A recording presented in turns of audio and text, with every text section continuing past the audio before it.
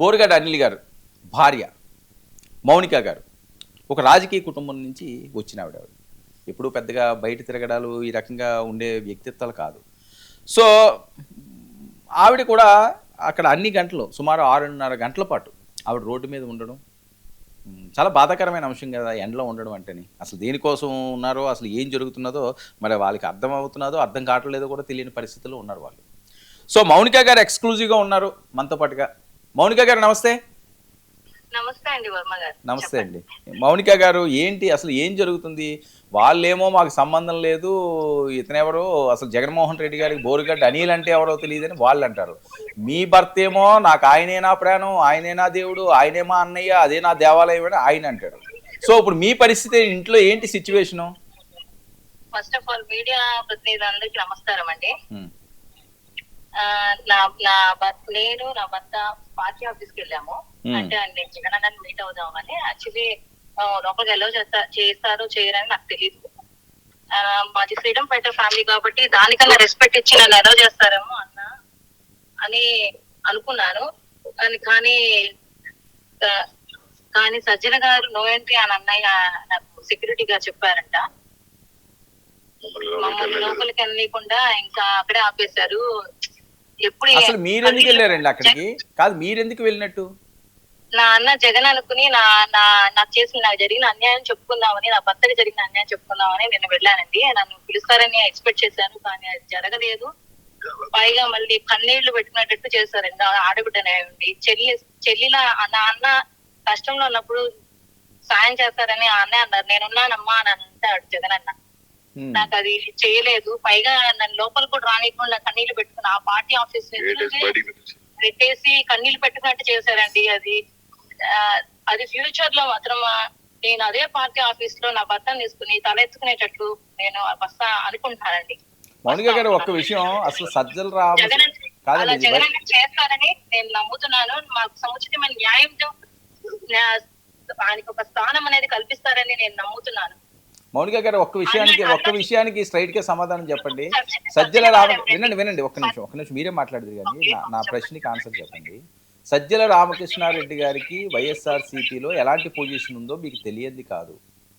So అలాంటి సజ్జల రామకృష్ణారెడ్డి గారు బోరుగడ్డ అనిల్ అనే వ్యక్తికి ఎందుకు అతను లోపలికి రానివ్వద్దు, ఎందుకు అతన్ని పట్టించుకోవద్దు, ఎందుకు అతను బయటికి తోసియండి అని చెప్పాల్సిన అవసరం ఏమొచ్చింది? వర్మ గారు, నా భర్త 10 సంవత్సరాల మట్టి ఆయన జగనన్న పార్టీ కోసం జగనన్న కోసం పనిచేశారు. సజ్జల గారు ఎవరండి మాకు తెలీదు.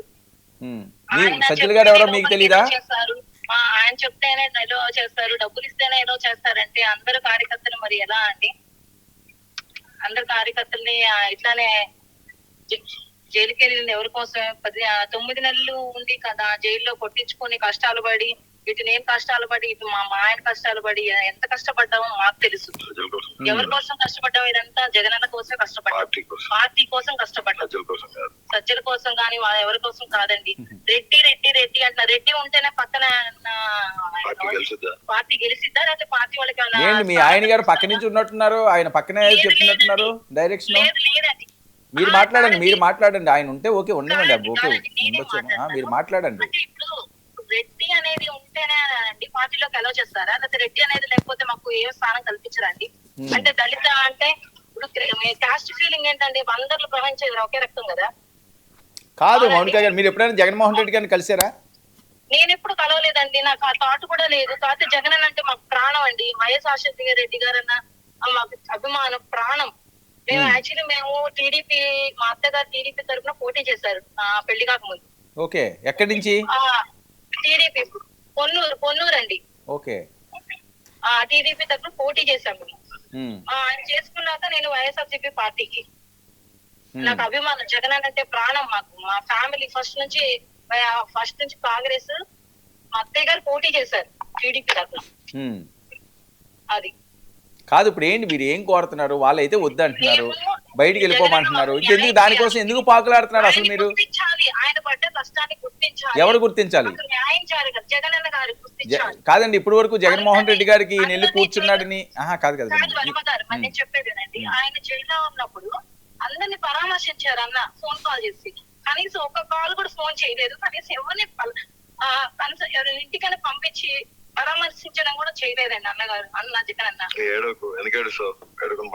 అది చాలా తప్పు కదండి. అంటే వాళ్ళు పార్టీలో ఉన్నవాళ్ళు కాబట్టి కదా ఈయన ఎంత కష్టపడ్డాడు.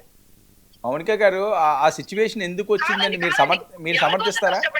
కాదు, సరే సరే, ఓకే, కరెక్టే నేను అనేది. ఓకే, ఆయన కోసం కష్టపడవచ్చు, ఏమైనా చేయొచ్చు. ఈ బోరుగడ్డ అనిల్ గారు మాట్లాడిన వినండి నేను చెప్పింది వినండి. 10 సంవత్సరాల నుంచి మేము కష్టపడుతున్నామండి ఆయన కోసం, ఆ పార్టీ కోసం. ఎంత కష్టపడ్డానో మాకు తెలుసు. నాకు ఇద్దరు చిన్నపిల్లలండి. నేను ఆయన చేయడానికి నేను ఎలా చేశాను, ఏం చేశాను నా దేవుడు తెలుసు. మాకు జగన్ అన్న న్యాయం చేస్తాడు, సముచితమైన ఆయనకి స్థానం అనేది కల్పిస్తారని నేను నమ్ముతున్నానండి. అందుకే నేను ఇట్లా సపోర్ట్ చేశాను ఆయనకి. కాదండి, ఇప్పుడు బోరుగడ్డ కాదు వినండి, బోరుగడ్డ ఫలితం దక్కాలని నేను ఆశిస్తున్నాను. తప్పలేదు కదండి. మౌనిక ఏమీ తప్పులేదండి, మీరు మాట్లాడడం తప్పులేదు, మీరు అడగడంలో తప్పులేదు, మీరు 10 సంవత్సరాలు కష్టపడాలంటున్నారు. అంటే ఒక్క విషయం, ఒక్క పాయింట్ అండి. బోరుగడ్డ అనిల్ గారు 2019 నుంచి 24 వరకు ఏదైతే వైఎస్ఆర్సీపీ హయాంలో ఉన్నదో అప్పుడు ఆయన మాట్లాడిన మాటలు మీరు ఎప్పుడన్నా ఎందుకండి ఇలా మాట్లాడకూడదు కదా వేరే కుటుంబాలని, తప్పు కదా ఇది, మనకెందుకు ఇదంతా అని ఏ రోజన్నా చెప్పే ప్రయత్నం చేశారు ఒక మహిళగా? ఆయన మాట్లాడారు అంటే భారతమ్మని అట్లా మాఫింగ్ చేసి అలా చేస్తే ఆయనకి బాధేసింది. అక్కడ కదా ఆయన ఫ్యామిలీ అంటేనే ప్రాణం ఆయనకి. అలా ఇంకా కోపం నా ఫ్రస్ట్రేషన్ లో నా కూతు తిట్టారు. నేను చెప్పాను అలా తిట్టకూడదు అంటే ఒక ఆడపిల్లల్ని ఒక ఇంట్లో నేనే ఆడపిల్లని, వాళ్ళ ఇంట్లో స్త్రీలని ఆడపిల్లని అంత తిట్టకూడదని నేను హెచ్చరించాను కూడా. ఆయన నా మాట వినలేదు. మరి భారతం కేవలం భారతక్కని మాట్లాడారని ఆయన అలా కూతురు తిట్టారండి. వేరే పరంగా మాకేమో కక్ష సాధింపులు అలాంటి ఏమీ లేవండి. అంత ముందు కూతురు అనేది లేవండి. ఆయన ఇప్పుడు చాలా మారారు, మంచిగా ఉన్నారు. ఆయన ఎవరు రెచ్చగొట్టే మాటలు మాట్లాడొద్దండి. రౌడీ షీటర్ అనేది అదర్ సైజ్ పార్టీ వాళ్ళు మాట్లాడితే ఒప్పుకుంటామేమో కానీ అండి, సొంత పార్టీ వాళ్ళు మాట్లాడితే మేమెలా ఒప్పుకుంటామండి? మేము కష్టపడి పనిచేసామండి. నా భర్త పనిచేశారు కష్టపడి 10 సంవత్సరాలండి పనిచేసింది. కాదండి, మీరు పని చేశారు అన్నది అక్కడ గుర్తింపు లేదు కదా. గుర్తింపు లేని పని చేశారు అంటే ఎవరు నమ్ముతారు? జగన్ అన్న తెలుసో లేదో తెలియదండి. జగన్కి సజ్జన వల్ల ఇదంతా జరుగుతుంది. నా పాయింట్ అదే. నేను మొన్న అనిల్ కాదండి మౌనిక గారు, నా పాయింట్ ఒకటే. అనిల్ కూడా మొన్న నేను అదే అడిగాను, మిమ్మల్ని అదే అడుగుతున్నానండి. సజ్జల రామకృష్ణారెడ్డి గారికి అసలు బోరుగడ్డ అనిల్ని ఆపాల్సింది కానీ పట్టించుకోవాల్సిన అవసరం, ఆయన ఏం రాజకీయ ప్రత్యర్థా లేకపోతే ఇంతకు ముందు ఏమైనా రాజకీయంగా బాగా బలంగా ఉన్న వ్యక్తి? ఎందుకు పట్టించుకుంటారు? మీకు ఎందుకు అనుమానం వస్తుంది ఆయన మీద? పట్టించుకోవడం కాదండి, ఆయన ఎంత చేశాడు అనేది అందరికీ తెలుసు అండి, ప్రజలందరికీ తెలుసు. ఏం చేశారు మీకు ఆయన? కనీసం ప్రత్యర్థిగానే ఉండాల్సిన అవసరం లేదండి. ఆయన కోసం పని చేయొచ్చు.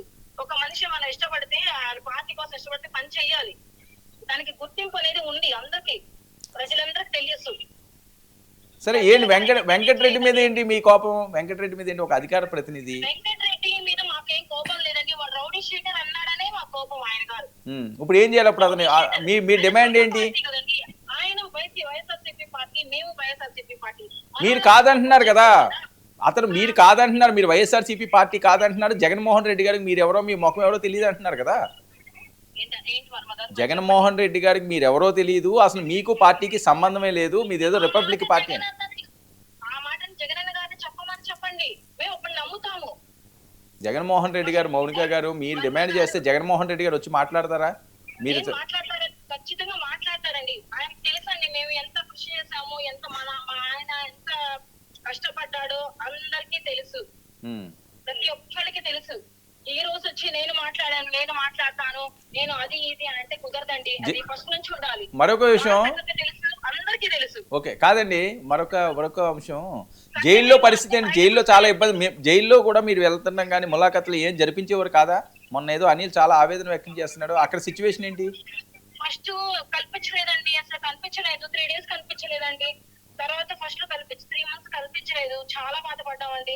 2 చిన్నపిల్లలండి, నాకు ఏ సపోర్ట్ లేదండి. నాకు నేను ఎలా తిరిగానో నాకు తెలుసండి. పార్టీ నుంచి కనీసం నాకు ఒక కాల్ అన్న వచ్చేది, ఒక పల్లకరింపైనా వస్తుందిలే అనుకున్నాను.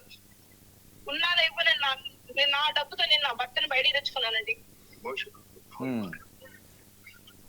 సారీ అండి నేను ఇట్లా ఎమోషన్ అవుతున్నందుకు. లేదు లేదు, వద్దు వద్దు వద్దు, మీరు బాధపడకండి. కాదు ఏంటి దీని సొల్యూషన్ ఏంటి? వాళ్ళు వద్దన్నప్పుడు మీ పని ఏదో మీరు చూసుకుని, మీ వ్యాపారం ఏదో మీరు చూసుకోవచ్చు కదా. ఎందుకు ఇంకా కాదండి, పొమ్మన్నప్పుడు ఇంకా ఎందుకు పాకులు ఆడుతున్నారు అవసరం లేదన్నప్పుడు? రామకృష్ణారెడ్డి గారు మమ్మల్ని లోపలికే రానివ్వలేదు, అది జరిగింది. ఇంకా వేరే వాళ్ళని కనీసం నా భర్త జైల్లో ఉన్నప్పుడు పలకరించడానికి ఎవరిని రానికుండా చేశారండి. ఎమ్మెల్యేలు కానీ ఎవరైనా వస్తానన్నా కూడా. సరే ఇప్పుడు మీ పోరాటం ఏంటి? అంటే పక్కన రెడ్డి అనే కులం ఉండాలండి. సరే అదే ఇప్పుడు మీ పోరాటం ఏంటి, మీ డిమాండ్ ఏంటి? కాదు మౌనిక వినండి, మీ పోరాటం, మీ డిమాండ్ ఏంటి? ఆయన ఏమో నిరాహార దీక్ష చేస్తానంటున్నాడు, మీరు చేస్తారు నిరాహార దీక్ష? కారుమూరి రెడ్డి గారిని పార్టీ నుంచి బర్తరఫ్ చేయాలండి. ఆయన రౌడీ షీటర్ అని ఎందుకు అనాలి మమ్మల్ని? మేము ఎంత కష్టపడ్డాము. వేరే అదర్ పార్టీ అయితే అన్నా మేము పెద్దగా పట్టించుకునే కావడం కాదు. నా ఫ్యామిలీ, నా ఆడబిడ్డలు అందరూ మేము తలెత్తుకోలేకపోతున్నాం. నా పిల్లలు స్కూల్లో జాయిన్ చేస్తే మీ నాన్న రౌడీ షీటర్ అని అంటున్నారండి. నా మాటకు అర్థం ఏంటండి? ఎందుకన్నా రౌడీ షీటర్ ఆయన కోసమేగా మేము భరించింది.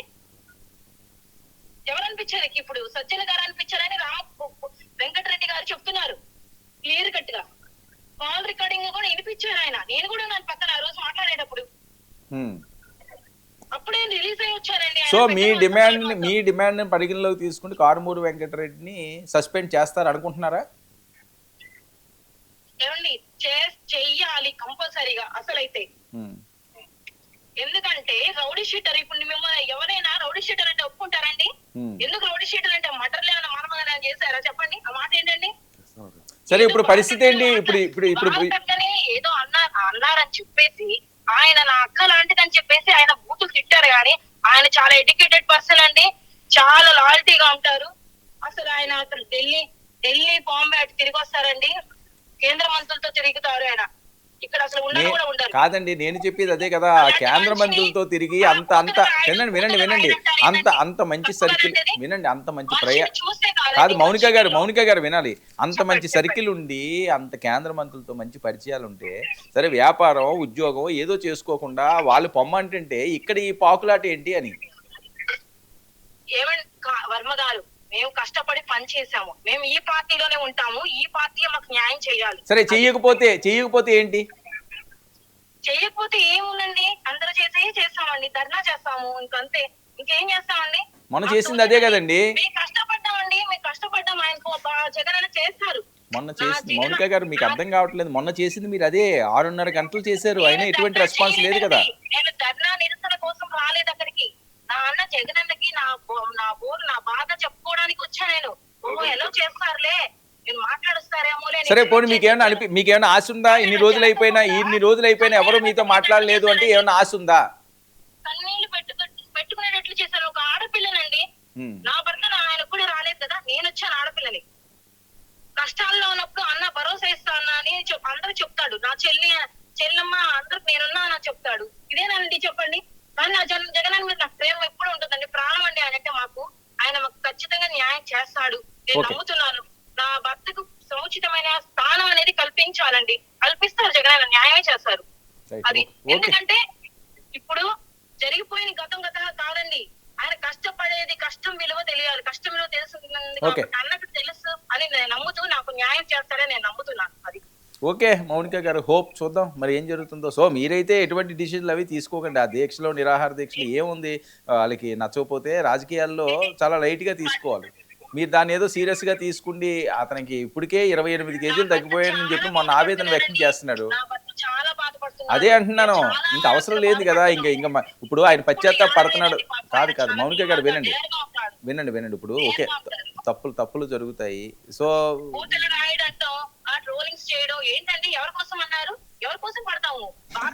సరే పడ్డాయని పడిపోయారు, ఇంకా కొత్తగా పడ్డానికి ఏం లేదు కదా. 9 నెలలు శుభ్రంగా ఉతికి ఆరేసారట, ఇంకేం పడతారు? అదేనండి మౌనిక గారు ఒక్క విషయం కాదు మొన్న నేను సరే ఓకే వినండి, నా మాట వినండి. మొన్న తను చెప్పాడు, ఆల్మోస్ట్ ఏడ్చినంత పని చేసాడు లైవ్ లోనే. ఎప్పుడు ఆ రకంగా ఉండే వ్యక్తి కాదు కదా. 28 కేజీలు తగ్గిపోయాడట, ఒక్క పూట భోజనం అట, నరకం చూపించారట, లేనిపోనివన్నీ కూడా పాప అనారోగ్య సమస్యలు వచ్చినాయట. ఈ సమస్యల్లో మళ్ళీ మెంటల్ టెన్షన్లు పెట్టుకోవడం ఎందుకు, ఎవరెవరినో టార్గెట్లు చేసుకోవడం ఎందుకు, ప్రశాంతమైన జీవితం బతకడానికి ట్రై చేయండి. సరే చూద్దాం ఏం జరుగుతుందో మరి. జగన్మోహన్ రెడ్డి గారు అందుకేనేనండి, నడవనప్పుడు ఇంకెందుకు పార్టీలో ఏం తిరుగుతారు యాక్టివ్ గా. నేను చెప్పేది అదే కదా. అందరూ పడ్డారు, అంటే ఏంటి నావలో పోతే ఇంకా లెగవలేరండి మనిషి నాళ్ళు. సరే చూద్దాంలేండి ఏం జరుగుతుందో చూద్దాం. హోప్ ఆరోగ్యం బాగుంటే మీ ఆరోగ్యం సరైపోతుంది. ఓకే ఓకే మీరు ఒక హోప్తో ఉన్నారు. మరి దీని పర్యవసానాలు ఎలా ఉంటాయో చూద్దాం. థ్యాంక్ యూ అండి, థ్యాంక్ యూ మౌనిక గారు. ఖచ్చితంగా దేవుడు చూస్తానండి. నేను ఒక ఆడపిల్లని పార్టీ ఆఫీస్ ముందు ఏడిపించానండి. ఓకే అది గుర్తు పెట్టుకోండి. సరే సరే ఓకే ఓకే ఎమోషనల్ దేవుడు చూస్తానే సరే ఉంటాడు. సరే ఎమోషనల్ శాపనార్థాలు కాదండి కాదండి, తప్పకుండా న్యాయం జరిగిద్ది. సరే సరే ఓకే ఓకే అదే హోప్ ఆ పార్టీ ఆఫీస్ లో నా భర్తతో నేను కలిసి వస్తానని ఓకే, నమ్ముతున్నాను. Fine, fine. జగన్ అలా చేస్తారని నమ్ముతున్నాను. ఫైన్ ఫైన్ చూద్దాం. జగన్ కోసం మేము పార్టీ కోసం మా ప్రాణం అని పోసుకుంటామండి. ఓకే ఓకే వద్దు అలాంటి వద్దు. మొన్న కూడా తను అదే అంటున్నాడు, ఏదో అమ్మ ప్రాణాలు పోతే ఎవరు రారండి. ప్రాణాలు ఉంటేనే ఏదైనా చేయగలరు. ఓకేనా? ఓకే అండి, ఓకే. థ్యాంక్ యూ మౌనిక గారు. ఇది మౌనిక గారి తన ఆవేదన. కన్నీటి పర్యంతం అవుతున్నది ఆవిడ. 10 సంవత్సరాలు కష్టపడ్డాం అంటున్నారు. మరి ఇది ఎటు డ్రైవ్ అవుతుందో. బోరుగడ్డ ఎపిసోడ్ అంతా ఒకప్పుడు ఒక రకం, ఇప్పుడు ఇంకొక రకం మారిపోయిన బోరుగడ్డ. మరి ప్రశాంతమైన జీవితాన్ని గడపమంటే ఆయన 10 సంవత్సరాలు కష్టపడ్డాను. జగన్మోహన్ రెడ్డి గారు నేను ఎక్కువ నమ్ముతున్నాను. కానీ సజ్జల గారు లేకపోతే ఇంకొకరు ఈయన ఎందుకు ఆపడానికి చూస్తారన్నది ఇప్పటికీ అది ఒక ప్రశ్న.